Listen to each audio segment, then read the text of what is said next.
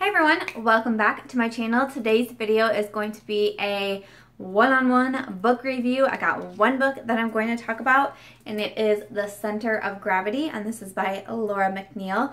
So I will kind of be going through the entire book, giving my in-depth review, letting you guys know what I thought about it, if I recommend it, who I recommend it for, and all that good stuff. Hopefully this video isn't going to be too dark. We have a crazy storm rolling in. I'm watching the clouds out of my office window, and eek. So I will try to wrap this up as soon as I can so we can get done before it turns pitch black in my office. But if you would like to see my review on Center of Gravity by Laura McNeill, please keep watching. This is Center of Gravity. This is by Laura McNeill. Now, Laura also writes under the pen name of Lauren Clark, and under that name she writes kind of like more lighthearted women's fiction, the chick lit side of things, and so she separates her pen names by the genre that she writes, which a lot of authors do tend to do. I do see that because sometimes readers will expect, they expect one thing, like, for Lauren Clark, they expect the lighter side, the chick lit side, and then if Lauren Clark comes out with a new book and it's this domestic suspense thriller like Center of Gravity is, some of those readers actually can tend to get upset. They don't think authors can write several genres. So there's a lot of authors that do it. Sophie Kinsella is a big name that also writes under a different pen name. So there's a little bit of a backstory on Laura McNeill. Now, I did notice that there is another book for pre-order on Amazon by Laura McNeill, and it is called Sister Dear. The cover kind of does remind me of Center of Gravity. Like, it's a different color, but just kind of like the vibe of the cover reminds me of Center of Gravity. That one is actually not scheduled to come out until April of 2016, so it's like way crazy early on pre-order, but I definitely have that marked because I loved Center of Gravity so much that if Sister Dear is anything like it, I think I would really like it. So just a heads up out there that there could be another one very similar to Center of Gravity coming out. But in Center of Gravity, so maybe I should preface this video by saying I loved this book. I love this book. I give it 5 stars on Chick Lit Plus, on Amazon, on Goodreads, all those places. I could not put it down. I talked to so many people about it, but at the same time, it scared the crap out of me. And I remember one night, I was sitting in my office. I was working late, so it was probably like 11:30. I mean, it was late at night. I was alone in my office, which is in our downstairs. My husband and our dog were upstairs sleeping. But it was to the point where I was reading it and like looking over my shoulder, like, is there someone behind me? Like, it freaked me out. I was so afraid I was gonna turn around and like see my husband standing there and he's gonna be like a totally different person, and whew, it scared me. I mean, it gave me goosebumps at times. Oh man, but it was so good, even though it scared me. So I'll say that. But basically, so we follow Ava Carson, who is married to Mitchell Carson. They have a young son who Ava actually adopted from Mitchell because his ex-wife had passed away. So they also adopted Jack, and then she has baby Sam with Mitchell.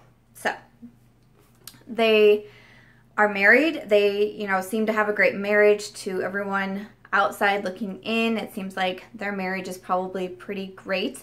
But very soon you kind of realize that Mitchell is a sociopath. Oh, another like quick tidbit about like how I was getting so freaked out. My husband's name is Mitch, and his name is Mitchell in the book, and I'm like, nah, oh my god, what's happening? But okay.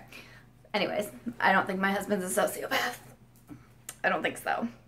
But so we start to realize that, and it's actually pretty quick in the book that Ava and Mitchell separate and their problems come to light immediately while reading. I kind of thought that when I first read the blurb and I was getting into the story, I kind of thought it would like slowly go out in the book, but it was really fast. Sorry, I just looked over and my dog is on her bench and she was literally doing one of these. She's really tired. We just got back from a walk, hence my kind of sweaty look I got going on. So they separate very early, and you can already tell as they're separating that something is wrong with Mitchell.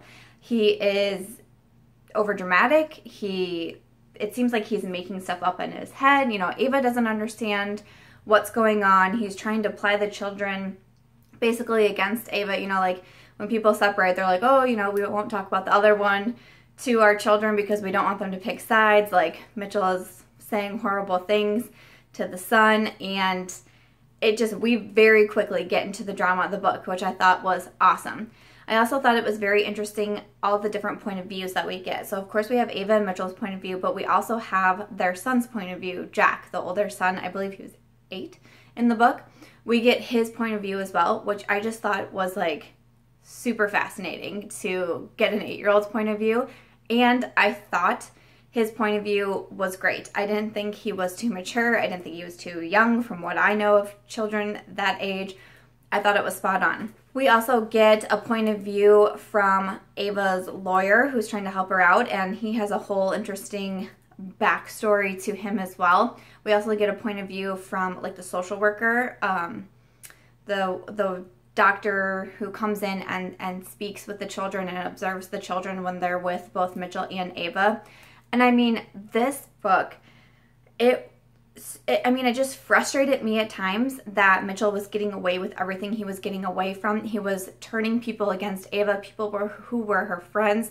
You know, he did the classic, like, came into the house when she wasn't there, like turned on the stove, turned off the air, like did weird things like that, but then hid a bunch of his stuff like in her bedroom and then called the cops and said that she had stole his stuff because he was living in a different apartment. He had already moved out, and the cops came and found it in Ava's house. And, you know, just like things like that, you know, he's trying to make it seem like she's a bad person. He's also trying to make her almost like lose her mind. Like, did I really leave the stove on? Did I really turn the air conditioner off in this heat? You know, little things like that. And those are the things that just like spook me out.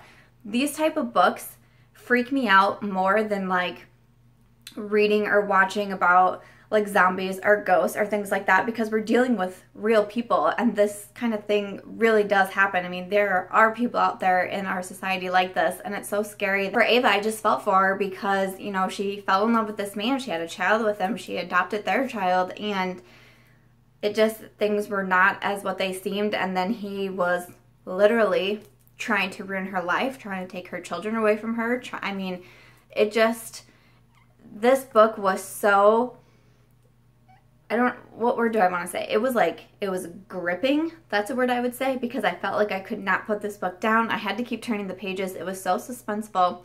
The writing was so good. Getting all these different point of views just, to me, really amped the book up another level. It was really interesting to see what other people thought. It was interesting also to get into Mitchell's mind and to like try to understand what it was that he was seeing, even though it was really hard to. And then, of course, as we get into the book, we learn that there may be more to Mitchell's ex-wife's death than we thought there might be, which I kind of thought that in the beginning when they said, you know, that Jack's mom had passed away. Immediately you think of that because I can't remember if it was like Scott Peterson or wasn't there some killer out there who murdered like his pregnant wife, but then come to find out like he also had an ex-wife that like mysteriously drowned in a bathtub. Like, I mean, it just, that's where my mind goes. Again, this is why these books like freak me out more than like the supernatural, because you just never know. But yeah, throughout the whole book, I was totally invested in it.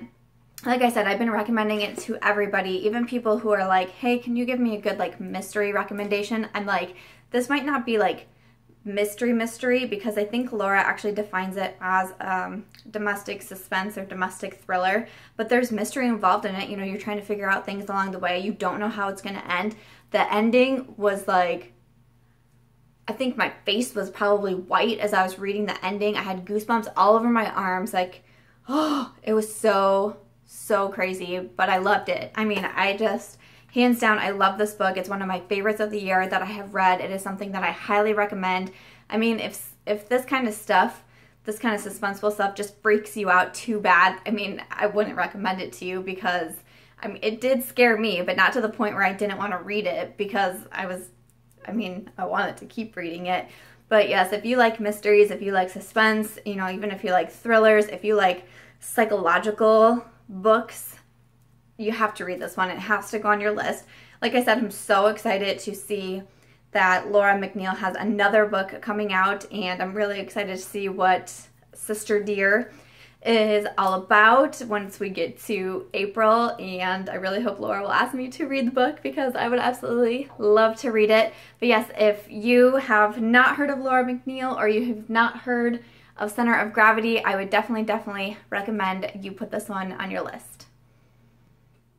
Okay, so that was my review of Center of Gravity by Laura McNeill. I think in my intro I said The Center of Gravity. It's not The Center of Gravity, it's just Center of Gravity by Laura McNeill. But yes, one that I absolutely loved, I highly recommend. I gave 5 stars to everywhere that I could give 5 stars to. All the links for the book will be below. If you guys have any other books that you are thinking about that you would like me to feature in a review like this, please do just comment below and let me know. Maybe I've actually already read the book, or it's a book that I can get. So we will see. One that I think I'm going to do next is If You Only Knew by Kristen Higgins, I believe it was. I just listened to it on audio. Just finished it today as I'm recording. I was out walking my dog and the book ended and we came home. But I thought that one was really great as well, so I thought I would do a in-depth review on that one. But yeah, if there's anything else that you want me to review, please do just let me know. If you guys have any other video recommendations that you would like me to do, please do just comment, let me know. Please give this video a thumbs up if you enjoy book reviews, and if you thought Center of Gravity by Laura McNeill sounded good to you, please do give it a thumbs up. Comment, let me know if you think you're going to check this book out. Please do subscribe before you go, and I will see you in my next video. Thanks for watching.